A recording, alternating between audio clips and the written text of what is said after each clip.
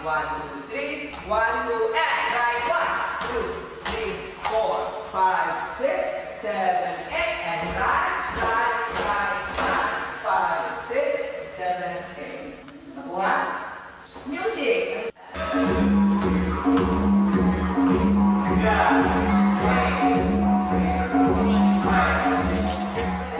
What does it take to be a Quezon City Performing Arts Scholar?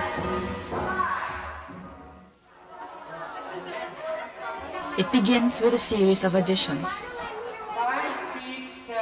Children and teenagers are chosen on the basis of their flexibility, grace, and ability to memorize dance steps. Pumunta po sila Sir Tony sa General Ross Elementary School. Nung grade school pa lang po ako. Mas isa-isa po kami pinipili. Pag na mataas na pa namin, yung pili na po agad. Kunyari yung papagawa po nila. Pag nagustuhan naman po nila, makakapasa. But that is the easy part.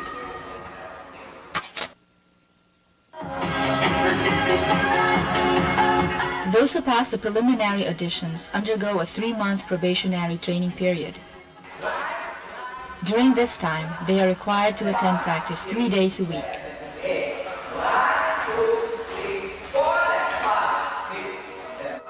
Through the regular practice sessions, the scholars learn to make the best of their talent, to embrace hard work, to be disciplined, and to become better people. Hindi po nung nagbabalik po ng mga, doon ako, mga tambay, mga tsaka sabihan po ng mama, pasok ko na lang sa balik. Isa yung tapay-tapay at tabi. Nung tinuturuan po ako dito, yung mga step, parang hindi ko makuha. Pinapagalitan ako. Sabi ko sa sarili ko, kailangan magawa ko yun. Tapos nag-aral ako ng nag-aral. Tapos, ayan, nakuha ko na. But most importantly, the students learn to rise above their present circumstances.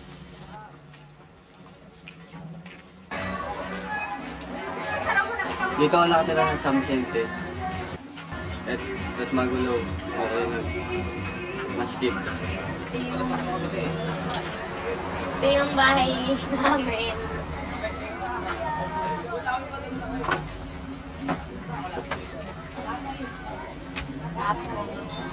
Dito kami kumakain. Gumagawa ng assignment. Dito rin natutulog yung mama at papa ko. Tapos, dito kami natutulog. Bale yung urong namin to. Tapos, lalatag namin yung food. Tapos, nandito namin yung mga damit namin. Dito kami nagluluto ng mga pagkain.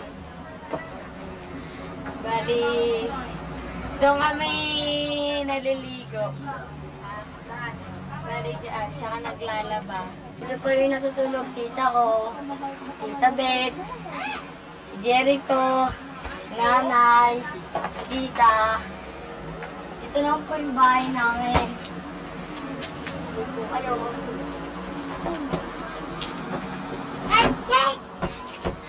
Sensor po yung mga kapatid ko, makulit.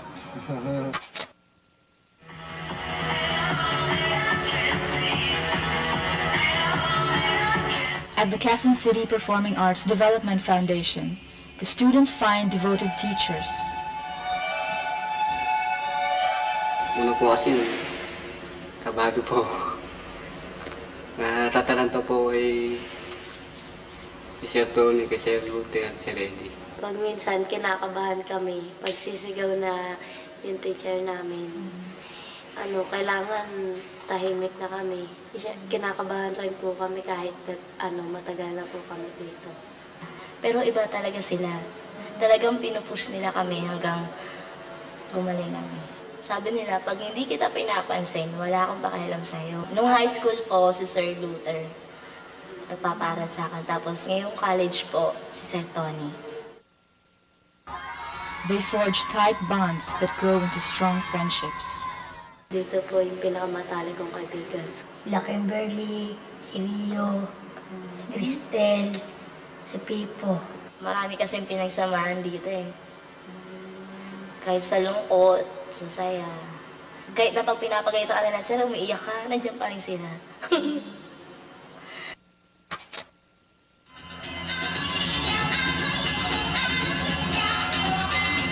Besides the friendships, they also carry with them memorable experiences.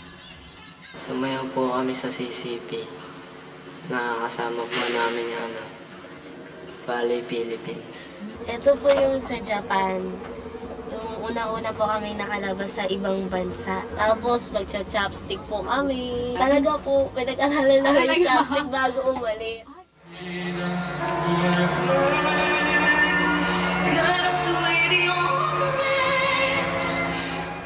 From all that they learn and experience, the young scholars are able to look forward to a hopeful future. Naiisip ko yung yung maging businesswoman. Gusto ko pong mag-aral po sa PMI po, Philippine Marine Institute. Sasali po sa Valley Philippines tsaka po PBT. Ay, nagugulo na ako sa isip ko eh. Kung dahil ba ako polis? May marating kung saan company, kung saan po ako makapasa. PBT o Valley Philippines. Kaling ko.